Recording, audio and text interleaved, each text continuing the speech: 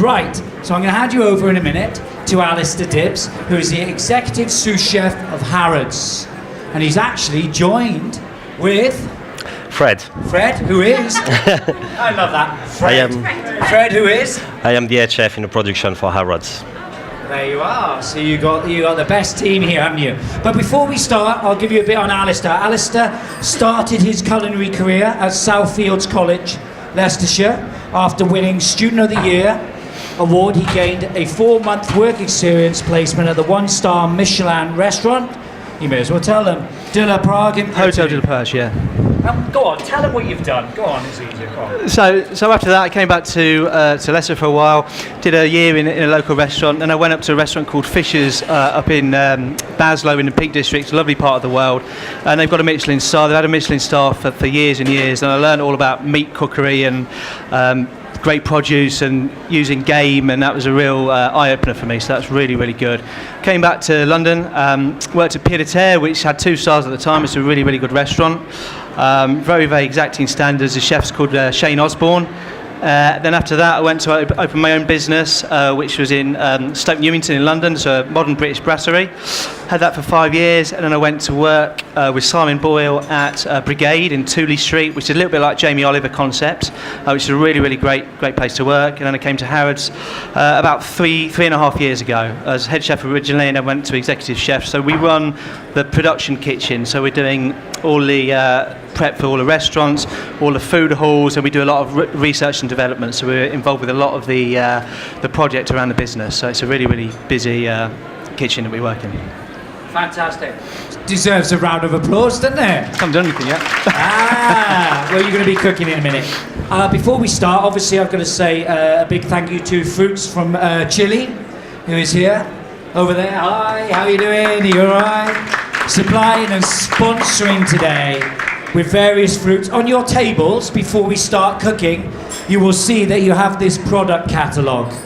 The product catalogue is amazing. Sheriff over there, if you want to know anything about fruits from Chile, just speak to Sheriff over there. I did not believe how many fruits there are in Chile, how many fruits they do. It's unbelievable. From kiwi fruits to nectarines to peaches to pears to plums to table grapes, and the list goes on and on. And the quality of the produce is amazing with the different climates that they get. But obviously we can talk about that a little bit more because these guys are itching to get underway. So I'll leave you to get on with it, guys, and I'll probably pop in every now and again. No problem. Over to you. Great. Right, guys, so we're going to cook 2 dishes for you. The first one's going to be red mullet. So it's a cured red mullet, and we're going to serve that with a fennel and cucumber salad, which will go underneath. We're going to make a grape reduction, so we're going to take the juice of the grapes, reduce that right down to a syrup, and then we've got some compressed grapes to go around that as well. So the first thing I'm going to do is take the mullet itself, and I'm just going to fillet this. So I'm just going to cut into it just behind the head. I'm going to cut along the backbone, just like this. Now I'm just going to take the flesh off the bone. Need a really, really sharp knife for this. Very, very important. Once you got to this stage here, you can just put the knife under there, and you can just cut away like that, and you get a fillet, a nice big fillet off the fish there. You turn it over and you do exactly the same, but I always do it from the back. So I just cut into it, just like this. You want to leave as little meat on the fish as you possibly can, because it's an expensive fish. This is a South Coast mullet, so I think it was caught off Cornwall, but you get them all over Europe, off France and off Spain. Lovely flavour to these. So the fillets come off very, very easily. This can go into a bouillabaisse or a stock of some description. For now, we're not going to use it, so we're going to get rid of that. Just chuck that in the bin, Fred. Thanks. So what we do next, to skin the fish is very easy. The fresher the fish, the better. So you just cut along here. You just take this belly meat off. Just cut that away. Just like that. And there's a little bit of meat there, a little bit of skin near the tail. You do that, you get rid of that, put it on your bench, and then you just, in your hand, you put your fingers right on the tail, you get a knife, and you just push the knife under like that. You get it to that stage, and you just do that. You just pull the skin out like that. Very easy. Some people try and do it like this. If you do it like this, you can't see where the skin is. You can't see where you're up to. So you don't want any actual fish coming on the skin. You want the skin and the fish separate like that. So same here. It's got very delicate skin, this red mullet, so you just want to treat it as well as you can, just like that again. Keep your knife flat and just pull it like that. It comes away. So we'll put that over there. The next thing we need to do, thank you. There we go. Next thing is to pin bone it. You've got a little row of bones all the way along there, and you don't want that. That's only going to get stuck in your throat. It's not going to be nice at all. So if you just make sure you've got a little cup of hot water, really good tip here, cup of hot water, you just put your pincers in like that, like this, all the way along. Really quick job. Into the hot water. The hot water takes the bones away, and you're not in and out all the time trying to get the bones off your pincers. All the way down. Just like this. So again like that. So what we're going to do now, we're going to take the mullet and we're going to make a cure. It's a little bit like a gravel axe. These gravel axes are traditionally done with salmon, but we're going to do the same sort of thing with the red mullet. So we're going to take a bowl. We're going to put 250 grams of sugar and 250 grams of salt. And then we're going to put some chopped dill. I'll take a bit more. We're going to put some chopped dill in. I'm just going to put the fish over there. Fred, can you just grab a tray? Put the fish on. Tray for the mullet. So just going to chop this dill. Just like this, all the way. And you can use the stalks, absolutely fine, not a problem for this dish at all. Onto that. And then we're going to put the zest of one lemon. And then we're also going to put some fresh ginger, just for some freshness, just to give the dish a little bit more bite. And put that in like that. And then we're just going to do the same with the ginger. For this dish, this kind of cure, you don't need to peel the ginger. You can just grate it straight in. Squeeze the juice in as well. So that's all going to go in, just like that. So what we're going to do now is just take this. This is what we've done earlier. This is going to be, we're going to use that one a bit later on. We're going to put the fish onto the tray. Just like that. We're going to take the mix, just mix this up. So what this does, this draws the moisture out of the fish and it kind of cooks it. But obviously it keeps the goodness in and you're not actually cooking it, you're just curing it. Same for gravel axe, salmon gravel axe, exactly the same. So you just put it on there and then you really cover the fish with this mix. All the way along, make sure you cover it all over. You don't want to leave any bits exposed. Make sure the whole thing's covered over properly. Just like that. Just going to press that down. And then what we would do, we would just put this in the fridge for about 3 hours. So about an hour and a half on each side. So an hour and a half on one side, turn it over, an hour and a half on the other side. And then we'd rinse it later on. So Fred, if you just put that away.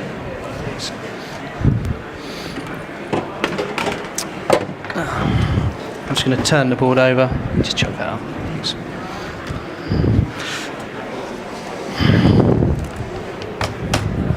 So the next stage of the dish will be to make a grape reduction. So we've just got some red grape juice here.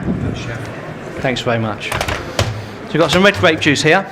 We're just going to get it into a really hot pan and we're going to make a reduction with this. So reducing it obviously makes a thicker juice. It's almost like it's going to be like a sauce consistency. And it intensifies the flavour because you're just boiling off the water effectively. So we're just going to put that on there and we're just going to let that reduce down. So that's using the Chilean grapes, yeah? That's absolutely the Chilean grapes, yeah. They're nice and sweet. They've got absolutely great flavour. They're over there. They're absolutely superb. And we're just going to put a little bit of honey in there, just to give it a little bit more sweetness. So by the time that reduces, it's going to have some great flavour and pack a real punch to the dish. Okay. Just a quick one. I couldn't believe the facts about Chile. And they're the top exporter in the world of blueberries, grapes, plums, dried apples, trout, Pacific salmon, and mussels. I didn't know that. I was amazing. And the second largest global exporter of fresh cherries, walnuts, prunes, Atlantic salmon, and hazelnuts. Wow. A few facts for you about chili. There you go. So what we're going to do now, the next stage of the dish is to make a pickled grape. So we've got two kinds of grapes. We've got a compressed grape, which I made, here's some I made earlier. I'll tell you about those in a minute. And then we've got a pickled grape. So we're just going to make a really easy pickling liquor. So we're going to take 150 grams of castor sugar. We've got some star anise, which gives it a little aniseed flavour to complement the dill we've already got in the recipe, and some fennel seeds, just a few. We don't want much at all. And then inside that, we're going to also put some white wine vinegar. Thanks, Fred. We're going to put a little bit of white wine vinegar, and we're going to put some water as well. And we're just going to bring this to the boil. It's no more water. Use that. It's got a bit of that. So we're just going to bring this to the boil. And then we're going to drop our grapes into it in a moment. You don't want to boil the grapes because it's just going to end up in a great big mess and a grape puree, which is not what you want. You want to keep the crunchiness of the grapes, but you want to get that flavour into the grape. So we're just going to bring that to the boil. We're going to drop our grapes in, and then that's going to be our pickled grapes. And then we're going to peel those grapes just to take the skin off, so you've got a little bit of a different texture. We've got our sauce on the go here, and then I'm just going to talk to you about these. These are compressed grapes. Has anyone used a vat pack machine before? So a vat pack machine is a machine that you put whatever you're using into the machine in a bag, and it just sucks out all the oxygen inside there, so they're in a vacuum, and it breaks down the cells of whatever you're vat packing. So you can do it with watermelon, you can do it with cucumber, and it gives a different texture and a different look to the dish.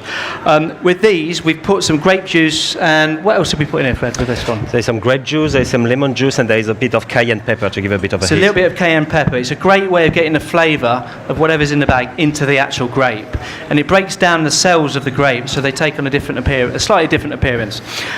So that's one we did earlier. So that's a compressed grape. So I'm just going to take them out. You're ready for that. No, you don't cook them. It's the same. We do compressed watermelon, so you can put some fresh ginger, some orange juice, a little bit of cayenne pepper into the watermelon, nice pieces, and then you compress it, and it takes on the flavour. It's really, really nice. Lovely way of doing things. So we're going to drop our grapes into the picking liquor. We're just going to let them sit there for 5 or 10 minutes. Ordinarily, you'd probably give them an hour or so. That's all they'd need. So we're just going to leave them there. We've got our compressed grapes here, which I'm just going to take into a bowl. Put into a bowl there. So we've got our sauce on the go. We've got our mullet marinating nicely. We've got our two different sorts of grapes just over here, and our sauce is reducing over there. So the next stage is just to make a really simple fresh salad that is going to go underneath the fish. So we're just going to take cucumber, just take a piece of cucumber like that, and we're going to take a spoon, and we're just going to take the seeds out of the middle of the cucumber because it can be a little bit wet and it's not so nice. So we're just going to take those out.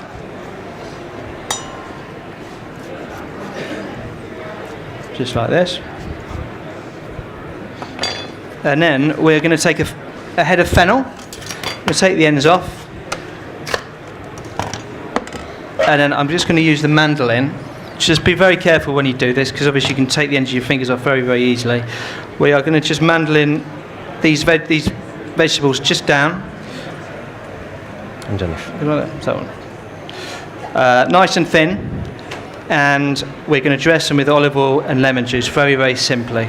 So we're just going to, very, very thin. The fennel's lovely, a lovely vegetable to use, but you have to have it thin if you're going to do it raw.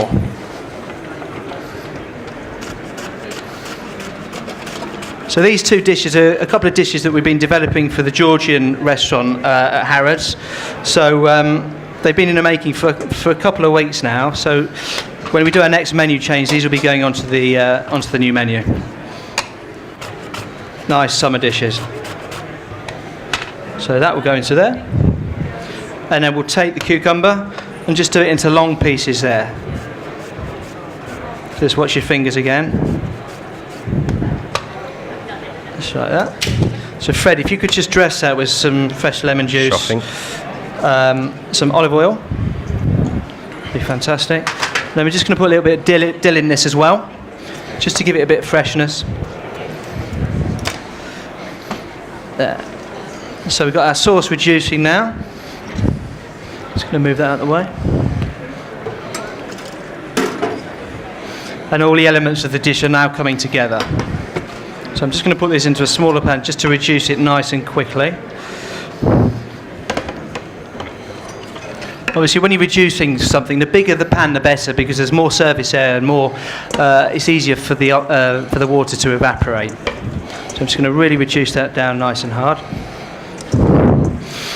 And then just to finish this dish, just to give it even more sort of freshness and a bit of texture, we're just going to do some radishes. So we've just got some lovely radishes here. Ready for 5 minutes. Yeah, we're almost there. Just going to take a nice radish, just slice it along the mandolin, so we've got some nice little discs of radish just to complement the dish. Just going to go a little bit thicker than that.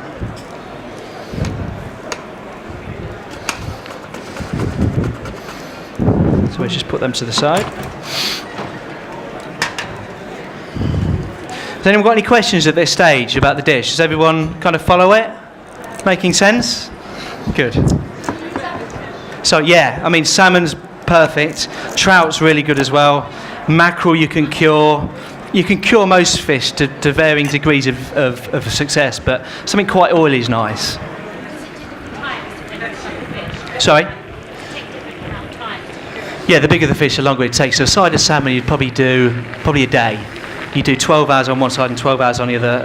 A piece of trout, maybe 6 hours.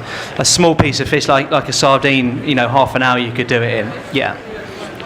So you can see here, we've got the two sauces. I've just split them into two pans so they reduce nice and quickly. If you see a sauce bubbling up like this, it means there's not a lot of liquid left in it. So that you can see that they're ready. So they're going to come down slightly more, and then we're going to plate the first dish up, which you're going to taste very, very soon. The smell is lovely. Yeah, it's lovely. You can smell the spice and those lovely juice from those lovely grapes. One thing I forgot to say was we add a little bit of crunch to this dish, which Fez just very conveniently reminded me.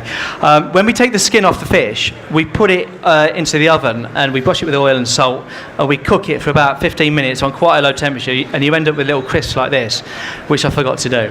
So this gives the dish a bit of crunch, but we brought some with us from what we made earlier, so we're going to put that on a dish just so you can see that.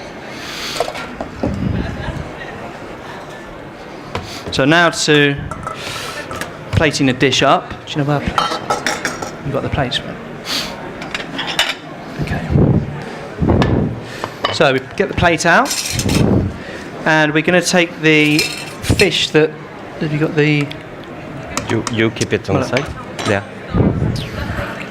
Oh yeah. So we've got the red mullet that we prepared before we came. So this has gone through the curing process. It's had 2 hours. So we're just going to, when you do fish like this, just make sure you slice it very, very thinly. Otherwise it can be a little bit too salty. So we just gently slice it with a very sharp knife. Probably go with this knife actually.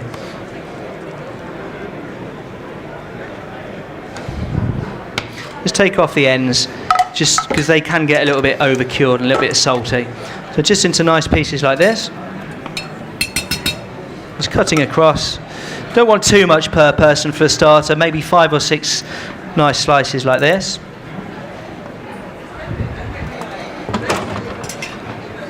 And then we just make sure that the salad is really, really nicely seasoned. Just add a little bit more salt to that. Always have a little taste. That's just really nice. You can really taste the lemon juice, the dill, the olive oil are all in there. Can I steal a little piece, Chef? Of course you can, Peter. In there. Go for Thank it. you very much. So into the centre of the plate with that. Very good. Then we're going to put our mullet on top. Just delicately placed on top. Obviously, if you're doing this for a dinner party, you can have most of the elements done already, and it's just a matter of putting them together. So in the restaurant, when we're plating up dishes, we always use a tray with a J-cloth, so you don't get any additional fat on the dishes. It drains everything off. Any additional juices come off, so the plate ends up looking nice and clean. We've got our compressed grapes there. You can see they're quite translucent there, and they've taken on the flavour that we wanted them to. Chef, I get it sort of pretty much for a starter now? Absolutely, yeah, please do. Okay, we've got our reduction. Normally this reduction will be cold because you chill it down and you have it in a squeezy bottle and you just be able to put it around the dish like this. So we're just going to put that around. It's come out really, really nice. It's got a lovely colour there. And then we're going to put our fish skin on, which was cooked, had about 15 or 20 minutes. So we're just going to put that around for some really nice texture, some crunch to the dish. And we're just going to finish with a nice piece of dill. And then not forgetting the radishes, if I can find them. I'll put a little bit more radish on. Thanks very much, it does. So, a couple of nice bits of radish on just to finish the dish. You can even do this in advance and keep them in ice water. Lots of chefs do that. So it's just like this. And that's it. So that's the red mullet Go on, with grapes. Applause for that, guys. Fantastic. Thank you very much. Thank you. Right on cue. They're having their start, so it's nice. Good. Should I give them 5 minutes? Should I give them 5 minutes on this? Yeah. And we'll clear this down and we'll get all the pork out. Yeah. Enjoy your starter, everyone. And while you're eating it, I'm just going to tell you a bit of a fact that I just found out when I was speaking to Sherry over there. And it was, did you know there is a little known story of one of the most popular fruits in the United Kingdom, the strawberry, which was brought to Europe in 1714 by the French called, I can't pronounce, Francois, what's his name? Frazier? I don't know. He was sent to Chile to sketch military defences, but clearly, unfortunately for us, became somewhat distracted by the local flora. The Chilean strawberry had a quality that all others lacked. Size. It was then crossed in Europe, giving rise to the modern strawberry of today, which much of the earlier breeding work was undertaken in the UK. All modern strawberries descended from the Chilean cross. They descended from the Chilean cross. So, thanks again from Fruits from Chile. I'll go with that one. For making this dish stand out with your wonderful grapes. Thank you very much. There you go, your jus.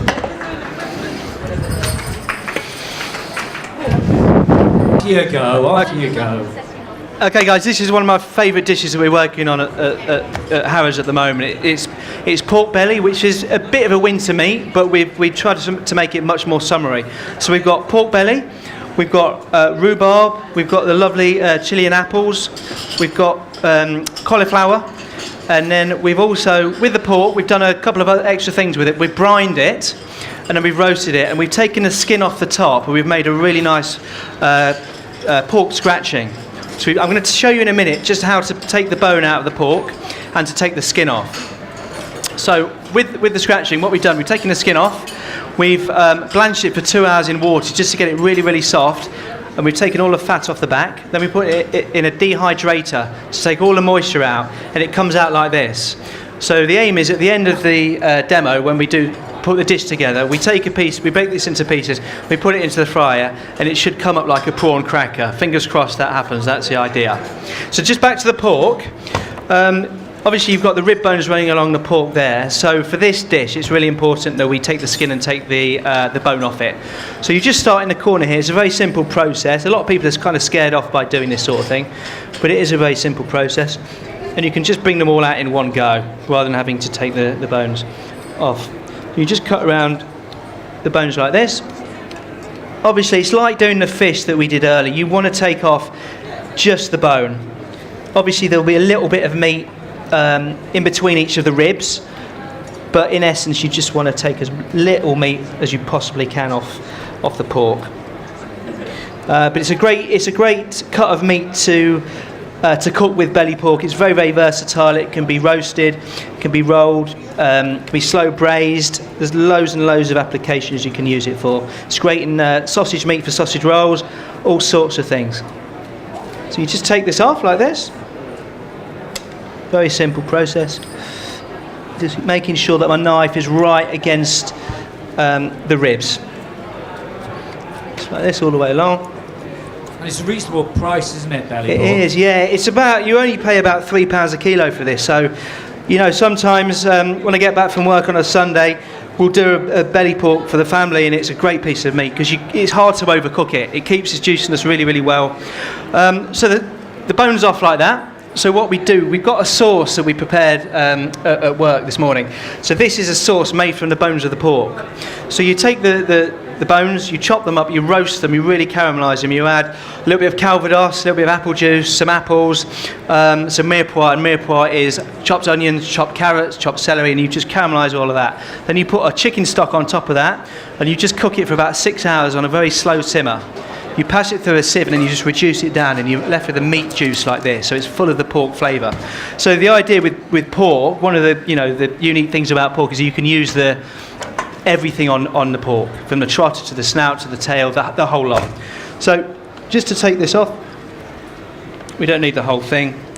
So just taking the skin off, you just cut underneath the skin there, just like that, and then you just got to ease your knife all the way along there. You want a layer of fat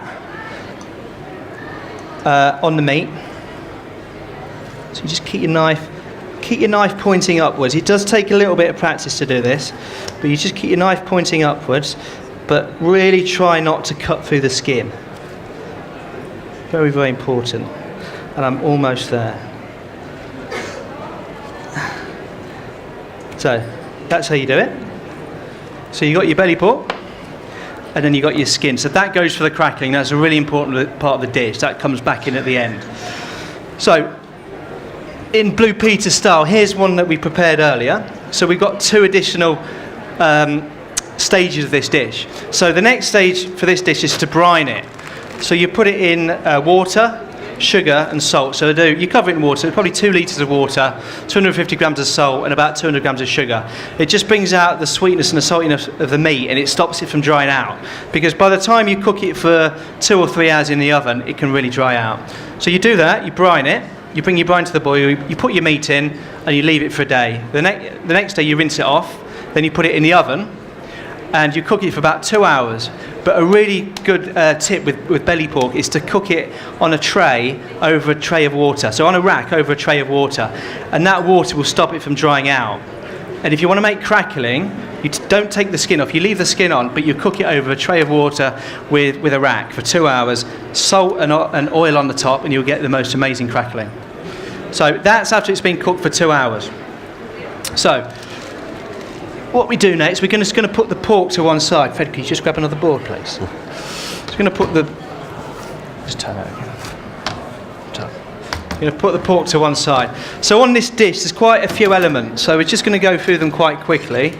The first one I'm going to do is a cauliflower puree. So we're not going to make a normal cauliflower puree. Can you just get a frying pan on one of those over there? We're not going to do a normal cauliflower puree. We're going to do a caramelised cauliflower puree, just to give the dish some more colour and a different flavour.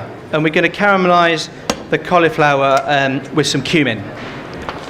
So it's a really important part of this puree to get the flavour in there from the beginning. So what I always do, I cook with quite a lot of butter. A lot of restaurant chefs do. It just gives the dishes a lot more additional flavour. So you get a really hot pan.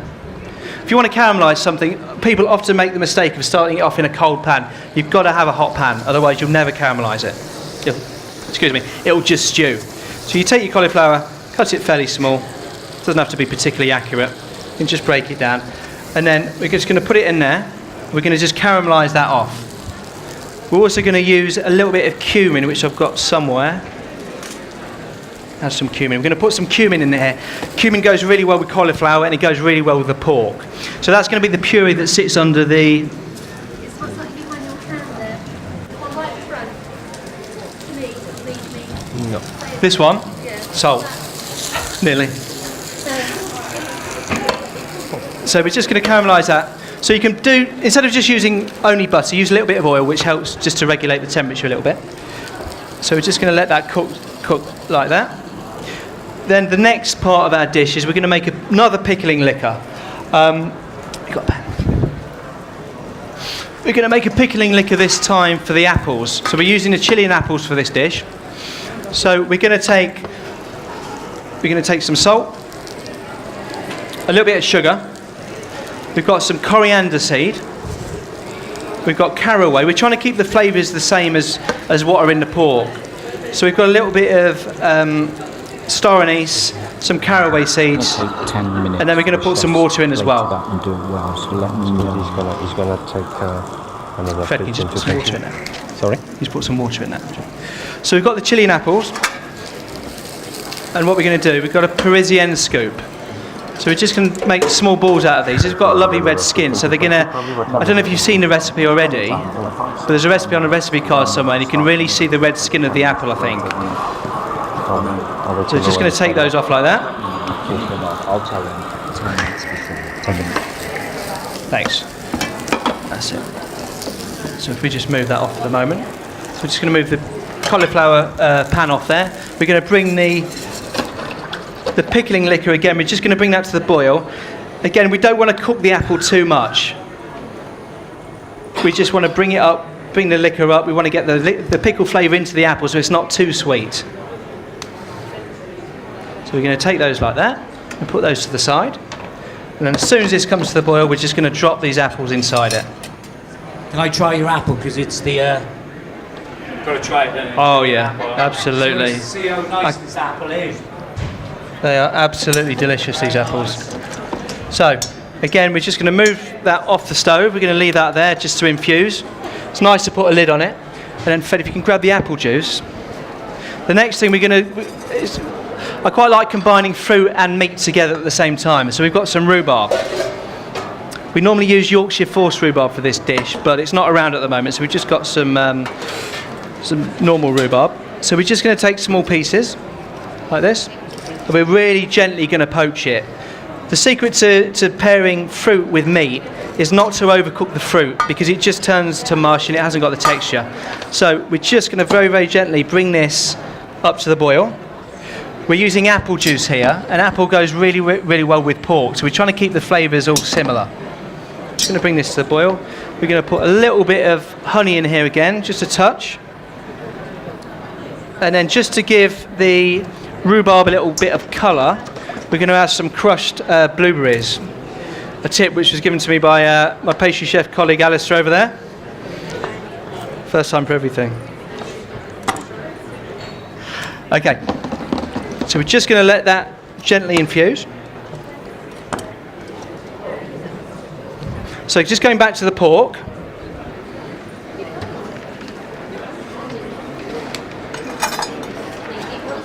We're going to take the pork here, and we're just going to cut it.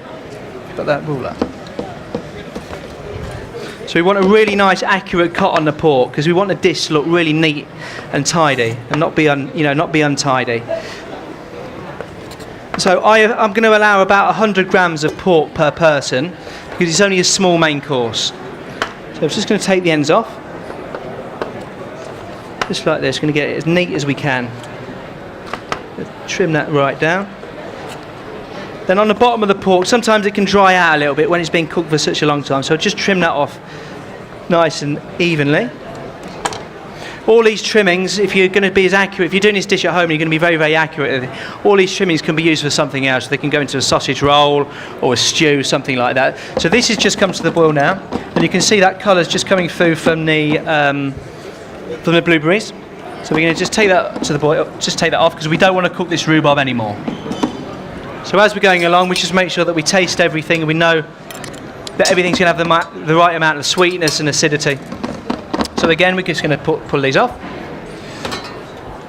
And now, instead of, obviously the pork's been cooked in advance, so instead of just serving it in its state that it is at the moment, we want to put some nice colour onto it.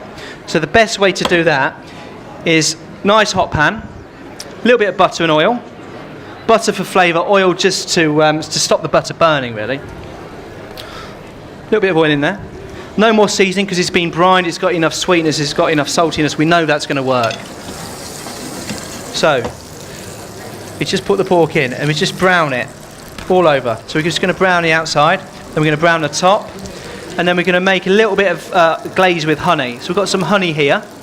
We're going to put a little bit of star anise, a bit of cardamom, just for some extra flavour into that honey. Just going to move it around the pan.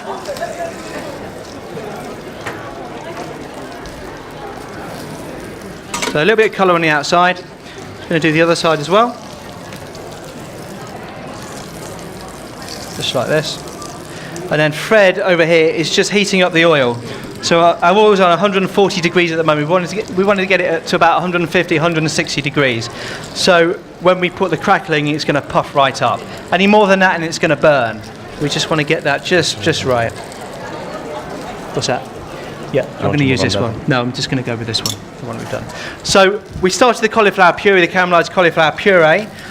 We've got one that we prepared earlier, so that's the finished product. It would take a half an hour or so to cook. So this is what we're going to use. So we're going to gently heat this up, and this is going to be what we're going to use for plating. So I've browned the pork all over. Get a little bit more colour on that. And then turn it back over, and then we're just going to put a little bit of honey onto there. Just like that. In the oven? Yeah, and that's going to go in the oven. We're going to put a little bit of cardamom in there, a little bit of star anise, just on the top, just to get a bit of extra flavour in. So it's going nicely. And then you can just glaze it. Get that honey going over it, just over there like that. And then that's going to go into the oven. Straight like that, and pour a bit of honey over it. And then that's just going to heat up gently in the oven. So meanwhile that's happening, we've got our puree, which we're going to heat up. So this is a caramelised cauliflower puree. Gentle heat up, it won't take long at all.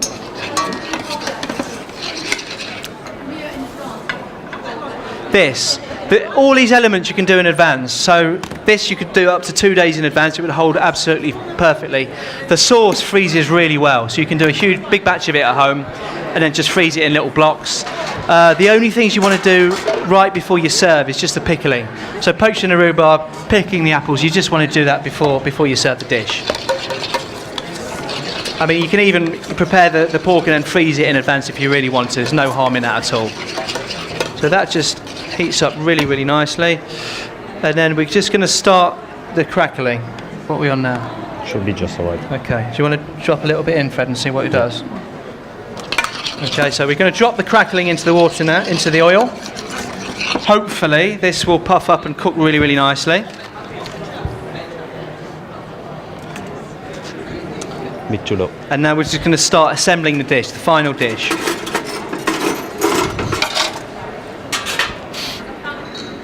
Has anyone got any questions at this stage?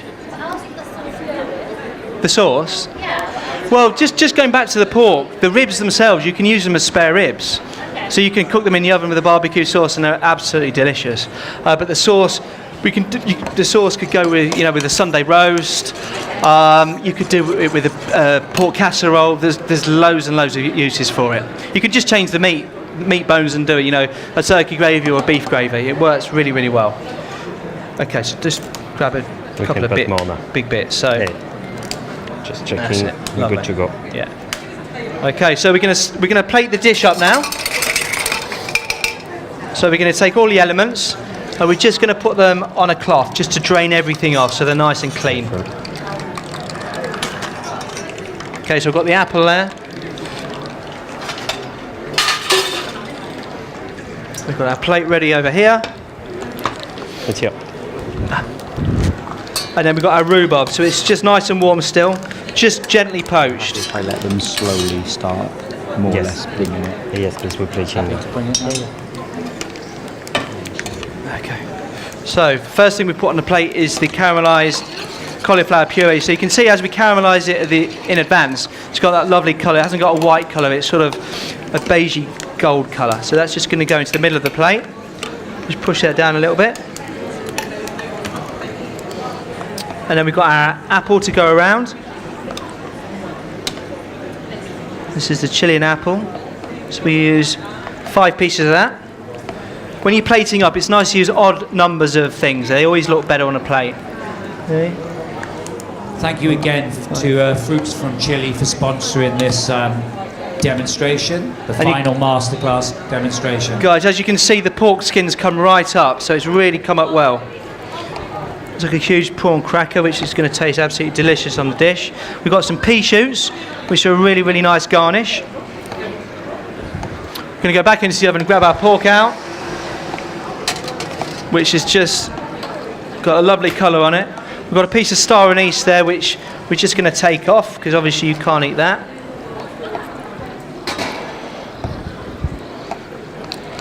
And we've got a bit of cardamom, which you're going to remove. So the pork's nice and hot. It's had about 5 minutes in the oven, which is enough.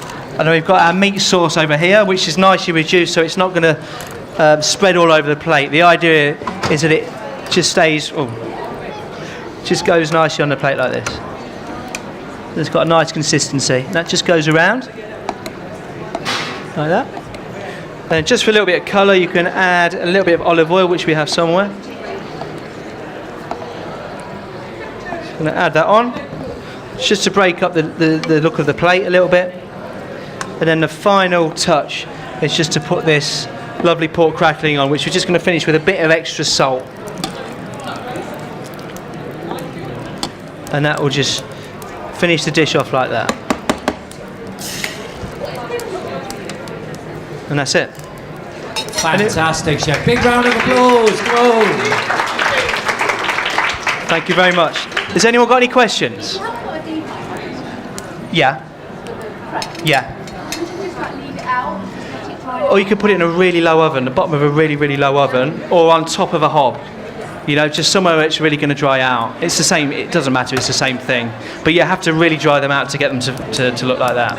That took a few attempts to get them like that. Yeah, a couple of attempts.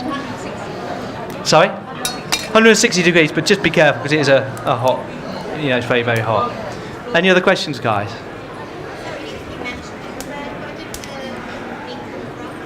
The meat that we use at Harrods is from a company called Walter Rose, which are down in Devon. Pardon? That's a supplier. They come from a number of farms around the Devon area, and I think that this pork is Gloucester Old Spot, so it's a nice meaty pork. It's really, really nice. Yes, yes they are. They're a really, really nice piece of pork, this one. Okay. Any other questions? I'd like to say enjoy your main course. A big thank you again to Alistair. Thank you so much for coming here. Thank you to everyone who's attended the show. Thank you to the sponsors. Really appreciate it. We hope to see you next year as well. Enjoy your meal. Is there anything you want to ask before Alistair? Any other questions? No?